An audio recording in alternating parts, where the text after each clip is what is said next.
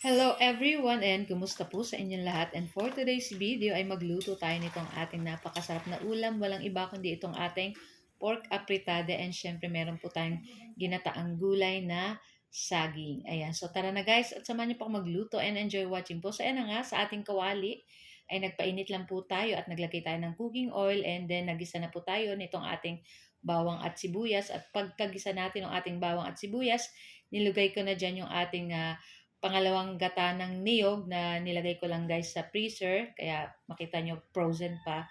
Tapos ayan, maglagay na tayo ng asin at pamintang durog. Tapos ilalagay na po natin dyan yung ating daing na tuyo. So yun po yung ating lahok dito sa ating puso ng saging. After nyan, ayan na yung ating puso ng saging. So pinigaan na namin yan sa may asin. Ayan, nilamas na namin sa para mawala yung dagta. Tapos, ayan, takpan lang po natin and pagkatas ng ilang minuto, ayan, nilagay na natin yung ating pinakaunang gata ng niyog. Ayan, lutuin lang po natin iyan ng ilang minuto pa. So, halu-haluin lang po natin iyan. So, masarap po yung ating nilagay dyan na daing. Ang tawag po yata nun sa bisugo. Bisugo ba yun? Ayan. Basta yung medyo malaman po yung pakadaing. Masarap po yung sa ginataang puso ng saging.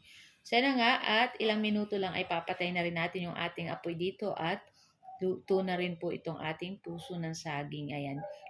Lutuin pa natin ng mga konting minuto pa guys. Tapos ayan, pagkaluto, ayan, patay na natin yung apoy at ilipat na po natin yan sa ating plato. At sa kabila namang ating kawali, ayan, maglagay na tayo ng uh, cooking oil, magpainit tayo, ayan, tapos igisa na natin dyan yung ating bawang at sibuyas. And then halu-haluin po natin iyan hanggang lumabas yung bango or yung aroma ng ating bawang at sibuyas. Pagkatapos, pwede na nating ilagay dyan yung ating 1 kilong pork. Ayan, so medyo may taba-taba ng konti. Masarap po yan pag may konting taba. Ayan. Pero kung high blood po kayo, syempre, ingat na lang po sa pagkain ng taba. Laman na lang yung inyong kakainin.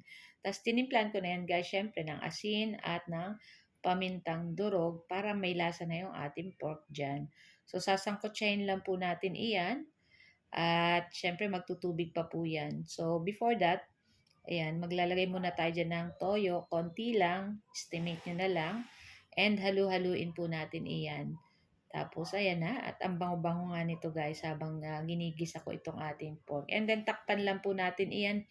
Hintayin natin lumabas yung tubig. Pag ganyan po, ayan, may tubig siya. Hintayin lang po natin mawala yung tubig. Ayan. Tapos, pag wala na or konti na lang, maglagay na po tayo dyan ng tubig pa. Ayan. Para pampalambot lalo dito sa ating lulutuin pork apritada. Tapos naglagay na rin ako ng 1/4 cube para pa sa ating pampalasa. And then, syempre ilagay na po natin dyan yung ating tomato sauce. And halu-haluin lang po natin iyan. Tapos, syempre maglalagay tayo ng konting sugar. Ayan, konting-konti lang. Para pang-balance lang po dito sa ating lasa nitong ating pork apritada. Tapos, syempre, tatakpan po uli natin iyan para mas lumambot yung ating pork. So, hindi ko na guys na-videohan yung paglagay ng ating patatas at carrot dahil nakalimutan ko hindi pala nagpi-play. So, ayan na nga. So, okay na rin to at malambot na yung ating pork at yung ating patatas na malambot na rin. So, nilagay ko na rin yung bell pepper natin dyan. So, okay na rin to guys. Luto na at ayan na nga. At ready na yung ating napakasarap na ulam for today's video. Yung ating pork apritada at itong ating ginataang puso ng saging. So, guys, thank you for watching and see our next video again. Kainan na! Bye! Ciao!